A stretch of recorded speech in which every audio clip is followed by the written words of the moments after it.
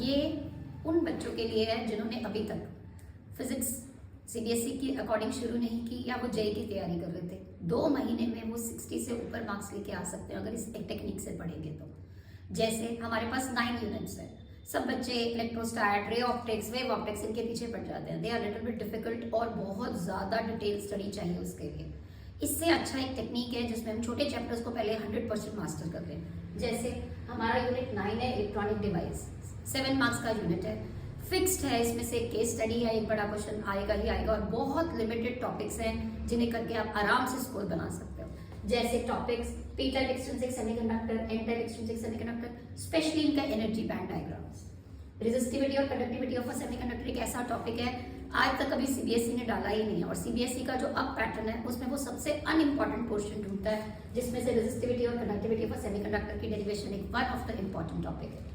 Formation of PN junction हर साल board के अंदर इस पे एक ना एक क्वेश्चन आता रहता है। Diffusion, drift, potential barrier, depletion layer, वो इसी टॉपिक के अंदर आती है। Characteristic of forward biasing and reverse biasing practical point of view से भी बहुत इंपॉर्टेंट है। And then last is full wave rectifier. मैंने इसी के लिए इंपॉर्टेंट फॉर्मूले की शीट भी बनाई है, ये देखिए। इन सिर्फ फॉर्मूला को करके आराम से नंबर ले सकते हैं। जैसे first formula Ni² is Ne into NH। Ni intrinsic carriers होते हैं। Intrinsic carriers means number density of electron is equal to number density of holes. Ne NH doping के बाद इलेक्ट्रॉन बढ़ जाते हैं या होल्स बढ़ जाते हैं, तो Ne into NH इन्हें कैलकुलेट करने में हेल्प करता है। फॉरवर्ड एंड रिवर्स बाइसिंग देखनी पीएन जंक्शन की। अगर Vp माइनस Vn की वोल्टेज पॉजिटिव आती है तो वो फॉरवर्ड बाइस्ड है, Vp माइनस Vn नेगेटिव आता है तो वो रिवर्स बाइस्ड है।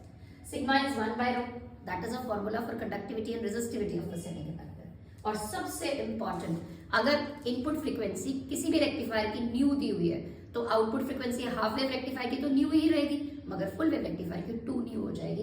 That is one of the important question from NCERT. Important topics आप देख सकते हैं। सबसे पहला पी टाइप सेमीकंडक्टर एक्सट्रिंसिक कैसे बनते हैं। प्योर सिलिकॉन और जर्मेनियम में ट्राइवेलेंट इंप्योरिटीज डाल दी जाए, जैसे बोरोन और एल्यूमिनियम। होल्स मेजॉरिटी कैरियर बन जाएंगे और इलेक्ट्रॉन माइनॉरिटी बन जाएंगे। Form acceptor level above the balance band और उसका एनर्जी बैंड डायग्राम अच्छे से आपको दिख रहा है।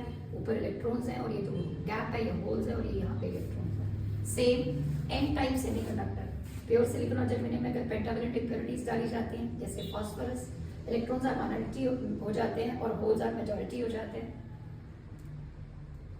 Form donor level below conduction band, ये इसका एनर्जी बैंड डायग्राम है। P type semiconductor, N type semiconductor तो सबसे इंपॉर्टेंट है एसर्शन रीजन के लिए। नहीं दिख रहा? आप उधर खड़े होकर चल बंद कर फिर। एक बार